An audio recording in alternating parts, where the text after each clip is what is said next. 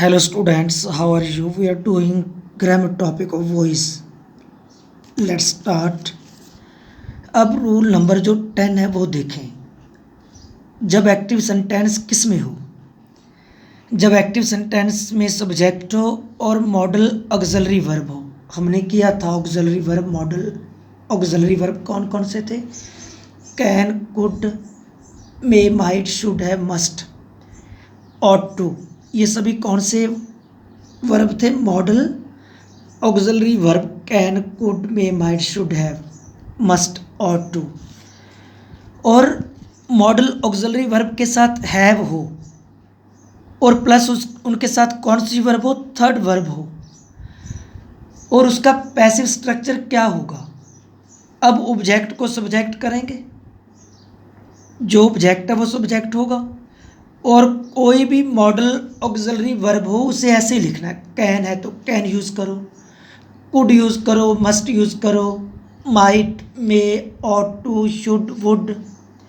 और उसके साथ में जो है वह उसे भी ऐसे यूज़ करो। और पैसिव के लिए क्या यूज़ करोगे? बीन। क्या यूज़ करोगे? बीन। कोई भी ऑक्सिलरी वर्ब हो उसके साथ है वो, तो पैसिव के लिए क्या यूज़ करोगे? बीन। और थर्ड वर्ब यूज़ करनी ही करनी है।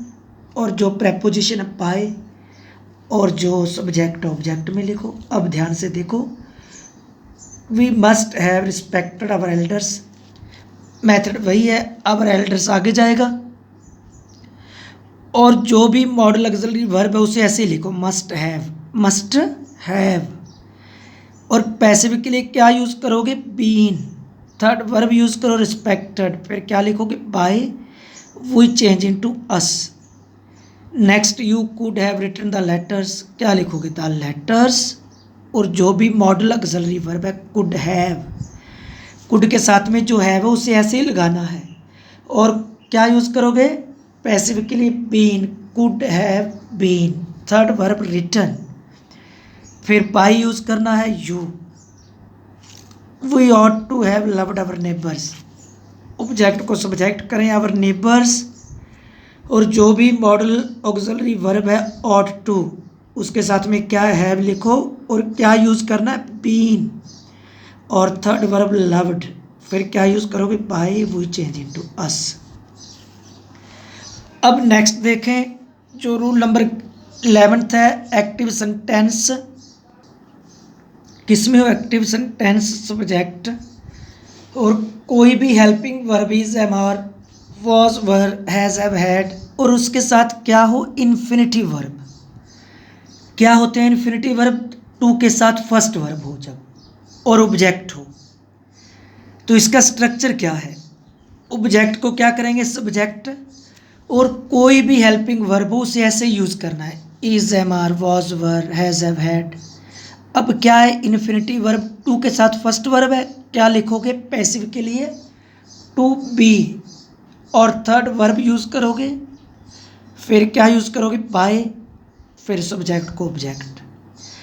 अब सेंटेंस देखें, I am to write a book. अब सब्जेक्ट है, हेल्पिंग वर्ब क्या है? एम। तो किसको याद रखना है? इज, एम, आर को। और टू के साथ फर्स्ट वर्ब है, इन्फिनिटिव वर्ब जिसे बोलते हैं। और ये ऑब्जेक्ट है बुक, क्या लिखोगे? A book. और अ बुक सिंगुलर है, क्या लिखोगे? Is, a book is. अब टू राइट है, क्या लिखोगे? To be. Third verb write, wrote, written. By, I change into me. Next, he was to buy a pen. अब क्या लिखोगे? A pen. अब ध्यान से देखो, सब्जेक्ट के बाद क्या है? वॉज है, तो किसको याद रखना है? वॉज वर्ब को याद रखना है। टू के साथ फर्स्ट वर्ब है, क्या लिखोगे? To B. अ पेन, फिर अ पेन सिंगुलर है, क्या यूज़ करोगे? वॉज।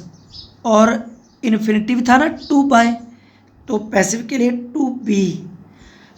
और third verb buy, bought, bought. और उसके बाद प्रेपोजिशन जो भी है by, he change into him.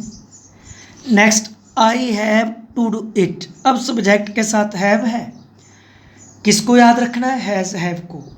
और टू के साथ फर्स्ट वर्ब है, इन्फिनिटी वर्ब है, तो पैसिव के लिए टू बी। तो क्या यूज़ करोगे?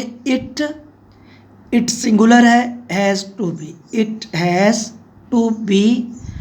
और third verb do did done, preposition by I changing to me. they had to play badminton. अब हैड के साथ क्या है? इन्फिनिटिव वर्ब है ना, टू प्ले। तो क्या लिखोगे? To be. तो क्या यूज करोगे? बैडमिंटन, ये ऐसे ही हैड। और क्या लिखोगे? To be. और third verb play, played, played. और फिर preposition by, they change into them.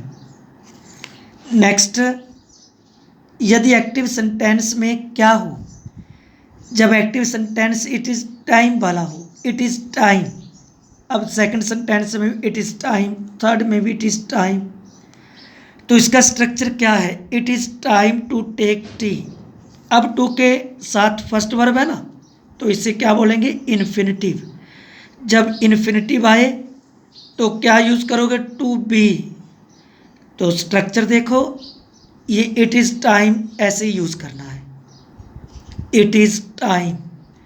और उसके बाद क्या यूज करना आपने? For, it is time for. और फिर ऑब्जेक्ट यूज करो, टी। और इन्फिनिटिव था, क्या लिखोगे? To be. Third verb take, took, taken. Next, it is time to do our homework. क्या लिखोगे? It is time. फिर क्या यूज करोगे? फॉर। उसके बाद ऑब्जेक्ट क्या है? अवर होमवर्क, उसे ऐसे ही लिखो। अब टू के साथ फर्स्ट वर्ब है, क्या लिखोगे? To be. Third verb do did done. Next, it is now time to play cricket. तो इट इज टाइम ऐसे ही लिखो, इट इज नाउ टाइम। फिर क्या यूज करोगे? फॉर। ऑब्जेक्ट को सब्जेक्ट, क्रिकेट। फिर क्या लिखोगे? To be. Third verb played. अब स्ट्रक्चर देखें, जब इट के साथ हेल्पिंग वर्ब हो, is, am are, was, were, और उसके साथ नाउन हो और इन्फिनिटिव हो, ऑब्जेक्ट हो, तो पैसिव स्ट्रक्चर क्या होगा? ऐसे ही लिखना है, इट, जो भी वर्ब है इज, एम आर, जो भी नाउन है जैसे टाइम था वो ऐसे यूज़ करना है। और फिर आपने क्या यूज़ करना है? फॉर यूज़ करना है। और फिर ऑब्जेक्ट यूज़ करना है, जो भी ऑब्जेक्ट है। और उसके बाद टू बी। और कौन सी वर्ब? Third verb. थैंक्स।